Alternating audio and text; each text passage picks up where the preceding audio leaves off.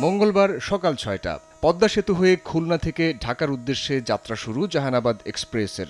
প্রথম দিনে ট্রেনে ছিলেন ৫৫৩ যাত্রী। বগিতে ওঠার সময় তাদেরকে স্বাগত জানান রেলওয়ের কর্মকর্তারা। পৌনে ৪ ঘন্টায় সকাল পৌনে ১০টায় গন্তব্যে পৌঁছানোর কথা ছিল দ্রুতগতির ট্রেনটির, কিন্তু রেল ক্রসিংয়ে দেরি হওয়ার কারণে কমলাপুরে আসে ৫০ মিনিট বিলম্বে। যাতায়াতের সময় ও ভাড়া কম হওয়ায় উচ্ছ্বাস প্রকাশ করেন যাত্রীরা। প্রত্যাশা থাকবে যে সব ধরনের সিকিউরিটি যেন এনশিওর করা যায়। ৩ ঘন্টা অথবা ৪ ঘন্টার ভিতরে যে ঢাকায় যাব, এটা আমাদের দক্ষিণবঙ্গের মানুষের জন্য বিশাল বড় একটা পাওয়া। খুব ভালো লাগছে, নতুন ট্রেন চালু হয়েছে আমাদের জন্য, এটা খুবই একটা ইতিবাচক দিক। নড়াইলের লোকজন তো কোনোদিন ট্রেনই দেখতো না, তাদের জন্য আরো ভালো।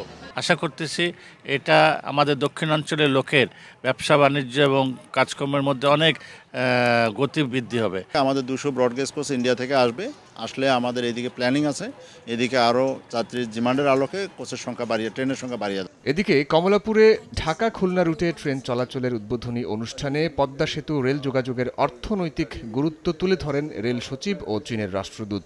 উপদেষ্টা বলেন, অপব্যয়ের কারণেই রেলের দুরবস্থা। খরচ কমিয়ে এই খাতকে লাভজনক করার উদ্যোগ নেওয়া হয়েছে।